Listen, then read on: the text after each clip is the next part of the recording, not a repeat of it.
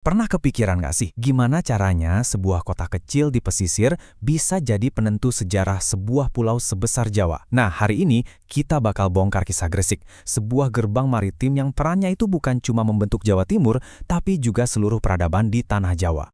Pertanyaan ini nih inti dari penelusuran kita kali ini. Gimana ceritanya sebuah kota pelabuhan bisa membentuk takdir sebuah pulau? Dan jawabannya, ya ada di Gresik. Kisahnya itu soal perpaduan yang luar biasa antara kekuatan dagang, keyakinan, dan tentu saja, geografi. Oke, kita mulai dari awal ya. Bagian pertama, gerbang sejarah di pesisir. Ini adalah fondasi dari semua cerita. Gimana lokasi Gresik yang super strategis itu menjadikannya panggung tempat bertemunya peradaban dari seluruh dunia. Coba deh lihat lokasinya. Ini kuncinya. Letaknya di pesisir utara dekat muara sungai. Posisi ini bikin dia jadi pelabuhan alami yang sempurna banget. Ini bukan sekedar kebetulan geografis loh, ini tuh kayak undangan terbuka bagi dunia buat datang. Makanya, Gresik jadi pusat transit dan perdagangan yang penting banget sejak zaman kuno. Terus, gimana posisi strategis ini dimanfaatkan? Oke, coba kita putar waktu kembali jauh sebelum Islam datang ke Jawa.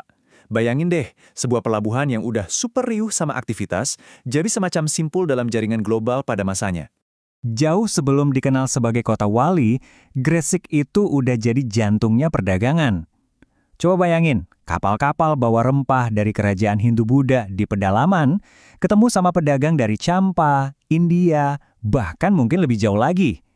Ini bukan cuma soal jual beli ya, tapi juga pertukaran ide, budaya, dan teknologi. Gresik itu udah jadi kota kosmopolitan sejati, bahkan berabad-abad yang lalu. Dan lewat jalur perdagangan yang super sibuk, inilah datang sebuah perubahan yang bakal mengubah segalanya. Sebuah keyakinan baru tiba bareng para pedagang. Gresik, yang tadinya cuma gerbang ekonomi, sekarang bertransformasi jadi pintu gerbang utama masuknya ajaran Islam ke jantung tanah Jawa. Proses ini dipimpin oleh dua sosok yang luar biasa, Syekh Maulana Malik Ibrahim, sang perintis, dan Sunan Giri, sang arsitek peradaban. Sunan Gresik, begitu Syekh Maulana Malik Ibrahim dikenal, menyebarkan Islam dengan cara yang halus lewat perdagangan dan interaksi sehari-hari. Sementara itu, Sunan Giri membangun fondasi yang kokoh, sebuah sistem pendidikan yang menyebarkan Islam lewat ilmu pengetahuan.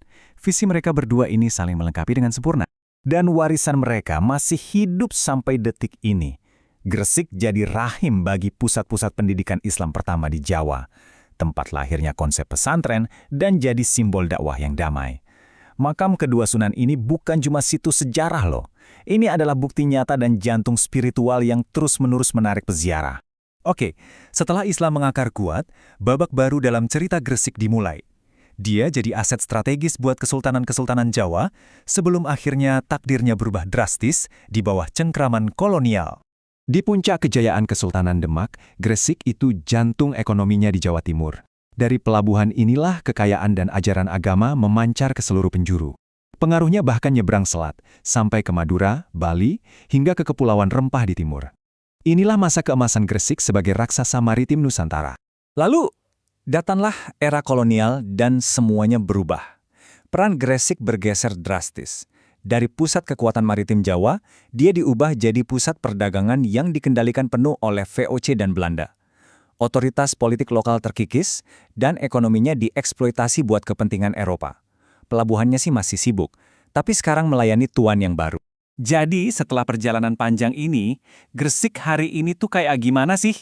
Jawabannya ada pada perpaduan unik dari semua lapisan sejarahnya yang akhirnya membentuk tiga identitas utamanya. Gresik modern itu punya tiga wajah yang hidup barengan. Pertama, dia adalah kota santri, warisan langsung dari para wali. Kedua, dia adalah raksasa industri, terutama semen. Dan yang ketiga, dia tetap jadi pelabuhan logistik yang vital. Masing-masing identitas ini bukan hal baru loh, akarnya tertanam dalam di masa lalu yang baru aja kita bahas.